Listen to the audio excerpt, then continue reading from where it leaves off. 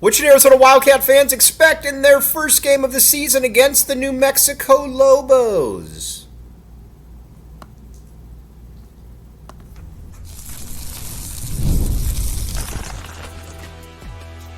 You are Locked On Wildcats, your daily podcast on the Arizona Wildcats.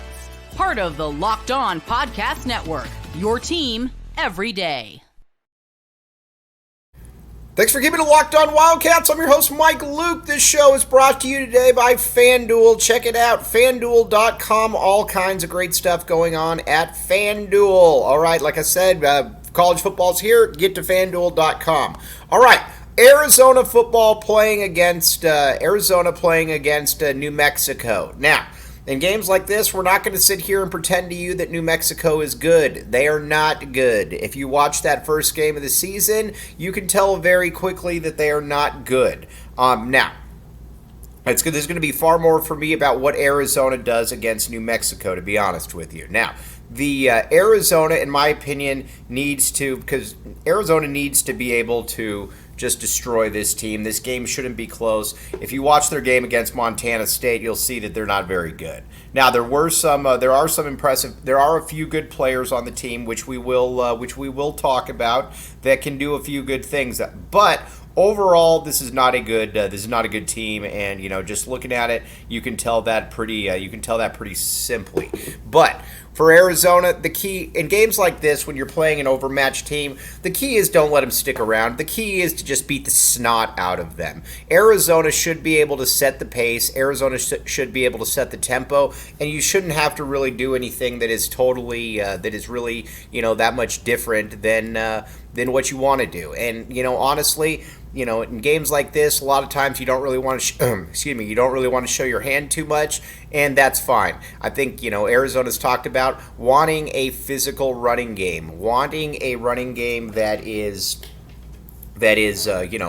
basically able to just push another team around, and Arizona should be able to do that against New Mexico. And a big reason why they should be able to do it is Ja'Cory Krosky-Merritt, a player from, obviously, that merits a mention, from New Mexico. He is I look for him to have a really, really good game in this. I think between him and Quali Conley, those are going to be your two feature backs. With Speedy Luke, our guy Fam, he's going to be in there as well. But overall, I think you just got to be able to get these dudes, or get those guys the ball and be able to push New Mexico around up front. You saw with Montana State that Montana State certainly is nobody's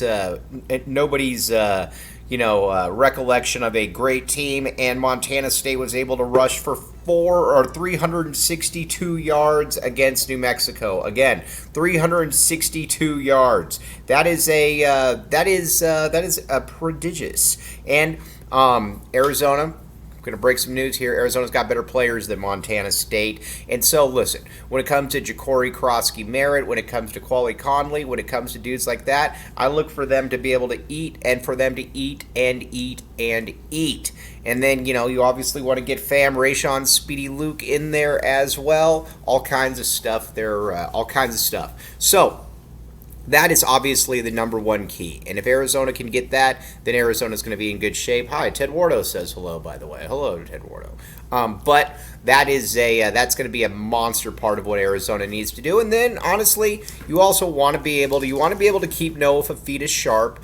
And so you want him to be able to get out there, be able to make some plays, get T-Mac obviously has not been, T-Mac's off limits as far as being hit this off season, and deservedly so. But you also want to be able to get T-Mac involved, and I think that's something that, as the season goes on, I think your hope really is that by Kansas State and Utah, the T-Mac is fully healthy, the T-Mac is 100% ready to go, and if T-Mac's ready to go, then this team is going to be absolute problems for any team that it does play.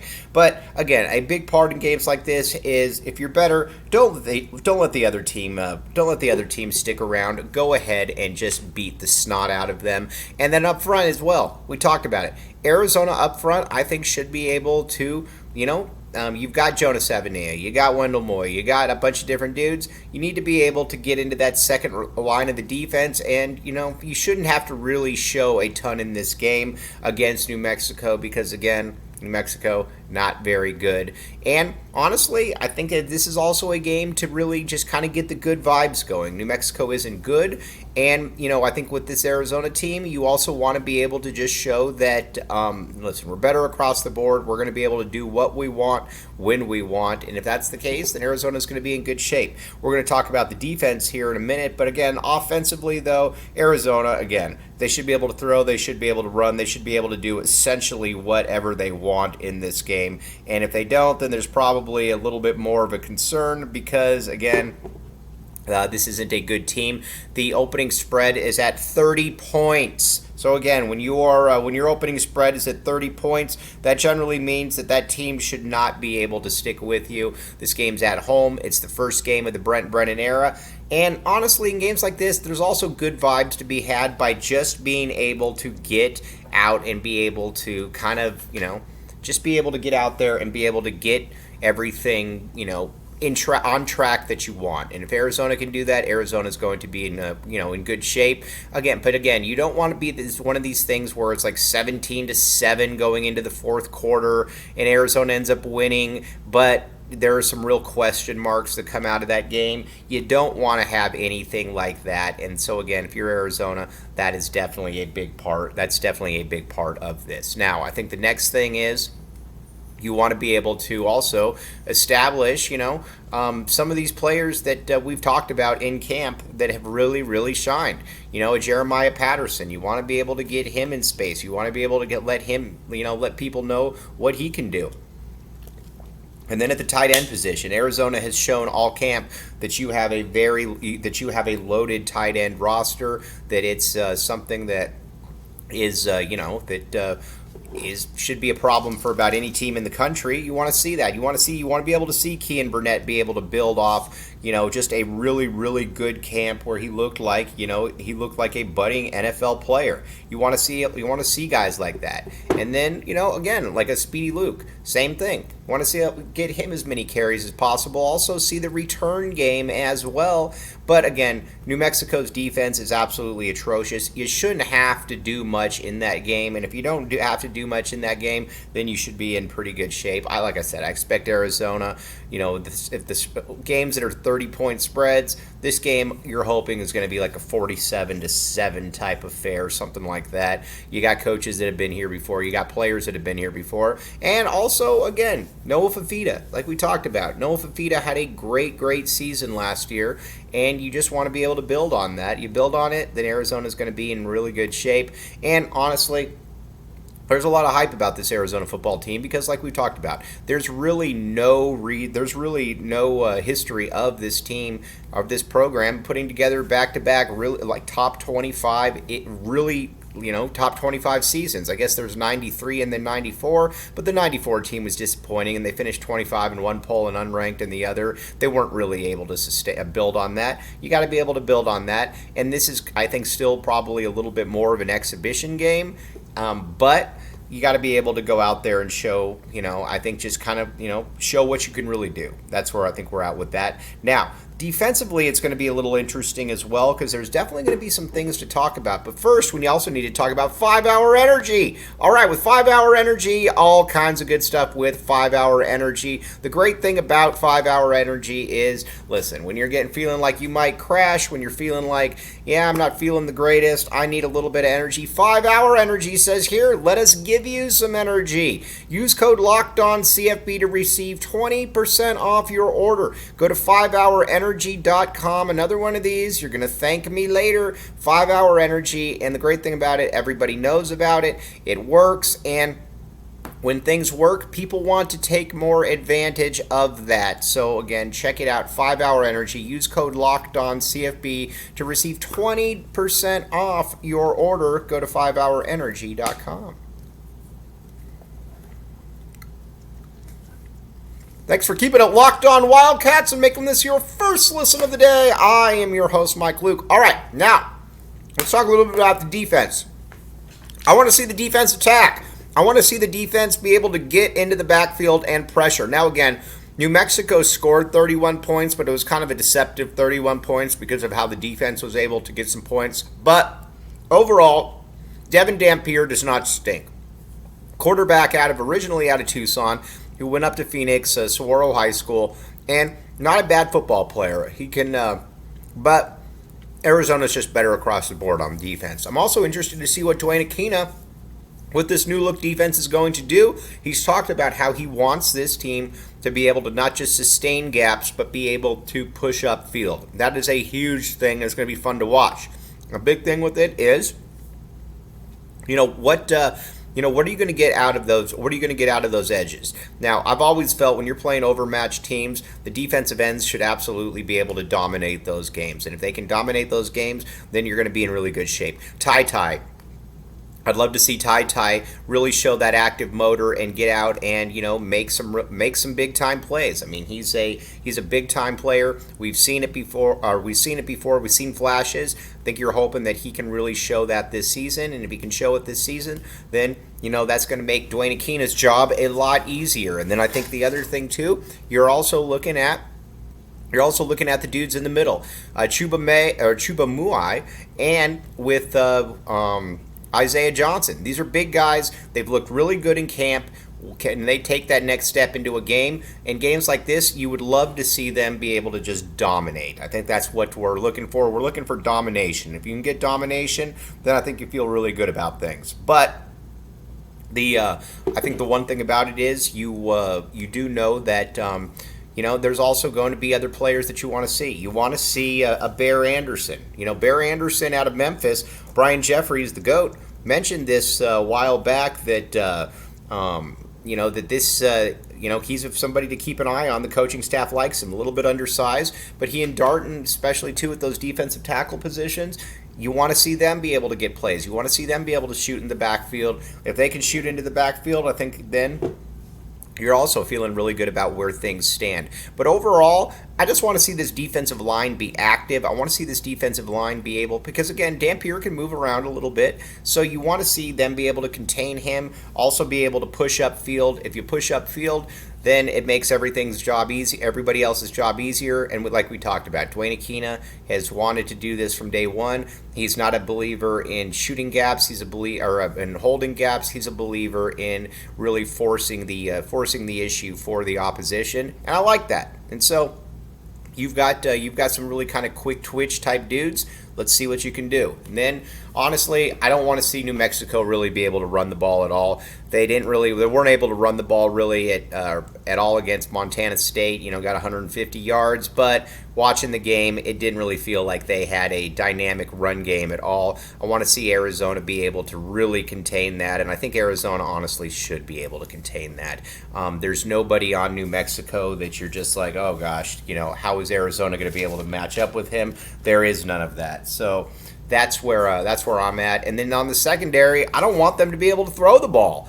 Again, this secondary is going to be tested against other teams. There's no doubt about it. But this should not be one of those games. This should be a game where Arizona's able to get after Dampier, and then when they get after Dampier, you're able to maybe force some interceptions. Keep in mind, the secondary really turned into kind of a ball hawking unit last year. When you already had players like all the safeties from Gunnar Maldonado, who really, like I said, really became a ball hawk at the end of the year. Dalton Johnson, who was steady Eddie pretty much all season. Genesis Smith, you want to see him take that next step and get into the box and maybe make some plays. I'm also curious to see what Dwayne Aquina does kind of at that linebacker, if he kind of goes with that dollar package, because I think there's an opportunity for him to do exactly that. If you go with the dollar package, then I think that you're Arizona. You're hoping that you can really see these safeties kind of step in there and make some good plays. I think that's going to be an important part of all of this. And then that other corner spot with Marquise Groves Killebrew. Again, another guy that has looked really good in camp. Can he continue to just show that? Can he continue to show that throughout the season And this is going to be a good opportunity. Again, New Mexico isn't good, so we don't need to sit here and pretend that New Mexico is good. But overall, this is also a team, though, in Arizona that should be able to just kind of push New Mexico around. And so, again, that's where, to me, with games like this, it's always more about Arizona than the other team. We have some footage on New Mexico. You can tell they're not very good. And this coaching staff also, I think, knows that the last thing you want with a with a loaded, with a team that has a lot of expectations, the last thing you want is to have just kind of an underwhelming performance. You do not want to have an underwhelming performance. You want to show the fans that, hey, we've really been working here. We know the kind of talent that we have on this roster, and we're ready to go. If you have an underwhelming performance, then people start saying, oh, great, wait until Utah comes to town, or wait till Arizona goes to Utah, or wait till Arizona goes to Kansas State. Games like this are a dress rehearsal, but you don't want to mess up the dress rehearsal. And with Arizona, I think that that's a very, very true thing in this situation. So there is that. And again, when you're favored by 30 points, you should be able to destroy that team. 30-point differentials are obviously Vegas's way of saying this team is not good. You should be able to destroy them, and that's what I think you're hoping for from Arizona. Also, some of the other things, you certainly don't want to see Arizona have to punt the ball much, but keep an eye on the punting game a little bit. Obviously, we feel good about Tyler Loop kicking the ball, but the punter, obviously Kyle Ostendorf was a staple of Arizona. And you want to see what is that next move for him? Can he, or what's that next move for whoever that punter is? Excited to see that. And these are just the things that I think we know, and we still won't really know after the New Mexico game, but you still get a little bit of a better idea about just where everything does stand. And, again, with bad teams, you should be able to beat bad teams. Also, NAU, it's kind of the same thing looking at that again, in that I would expect New Mexico's probably a little bit better than NAU, but same thing. If you've got much better players, you need to be able to show it. Now, I'm also curious, too, just to watch on the sideline, just the interactions, and, and up in the press box, Dino Babers, Dwayne Aquina, and Brent Brennan, they've been here. They've been here before. They've coached a lot of football. Two of these men have been head coaches for a long time. Obviously, Dwayne Aquina has been around Arizona forever in a multitude of prominent roles. It'll be interesting to see what they're able to do and who can emerge. What surprise players can emerge for Arizona? Is there someone that maybe we're sleeping on a little bit that you're like kind of like we talked about before, like with the Bear Anderson, where you're like, all right, he's going to be hard to keep off the field, and sometimes guys just really shine under the lights. Somebody that I had kind of written off a little bit was Sterling Deuce Lane. But he had some really, really good moments in camp where you're like, all right, that might be somebody that Arizona needs to, obviously keep an eye on. That'll be interesting to see. If there's somebody that emerges that we haven't really talked about in camp, I think games like this are always really, really good dress rehearsals for somebody like that to be able to emerge in that, and we'll find out. Now, also, the other thing, too, I'm interested to see, does Arizona actually try to return kicks? Under Jed Fish, Arizona did not try to return kicks, and that was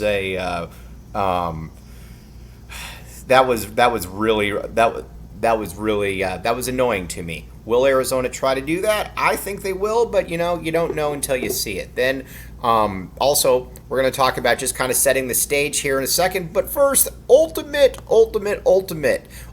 College Football HC. Check it out. All right, download from the app stores or visit ultimate/cfb.com. 100% free boost. Use code LOCKEDON CFB in-game store for, again, all kinds of really, really good stuff. You hop in there and you know that college football's here. This makes it even more enjoyable. So again, Ultimate College Football HC, download from the app stores or visit ultimate-cfb.com. Again, college football's here. We got week zeros in the books. Now it's time to get to week one. All kinds of fun games coming up on Friday as well. Thursday. we are in football season. Hop in and check this out. Thanks for keeping it locked on Wildcats and making this your first listen of the day. I am your host, Mike Luke. All right, now, the other thing, too, about this is that Arizona, I think you got to be feeling pretty good about where the Wildcats are. And what I mean by that is you didn't really sustain, again, all the people that you needed to really, really stay healthy. And again, obviously, there's been some, nicks and knacks, and but overall, this is you're coming out of this and you're feeling pretty good, and the players are obviously feeling good. When you get Noah Fafita and talking about how T-Mac's the best player in the country, he obviously means it. If T-Mac didn't look like T-Mac, then I think that I don't know that Noah would be saying that. Noah has obviously been a big hit with Dino Babers. Dino Babers has talked time and time again about just his attention to detail, about how he's been able to work with him, how he's been able to just kind of show people that, what he is all about. That is, that stuff and you can just tell that it's real. It's not forced. I think there were times with when Kevin Sumlin took over with Khalil Tate. They're saying the right things, but you watch them, you watch their interactions, and I'm just not sure that you really kind of felt that, that really positive vibe. With this group, you definitely feel that vibe, but now it's time to transfer it to the field, and that's where the pressure comes.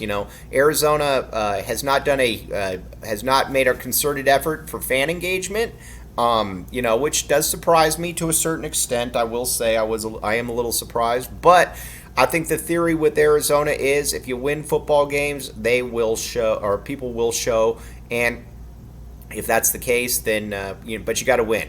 But what people aren't going to deal with is if you don't win and you're still saying, hey, we need you to show up to the football games because you didn't really put in that work with the community. And things like that always, it's kind of an off-topic thing, but things like that always kind of make me shake my head a little bit. When you've got players that are very marketable, and we're going to talk about this probably a little bit tomorrow, but when you got players that are very marketable and you don't want to really put them out there or talk about them, I will never really understand that. We will, but maybe that's Arizona's theory that we don't really need to do that because we're going to win games.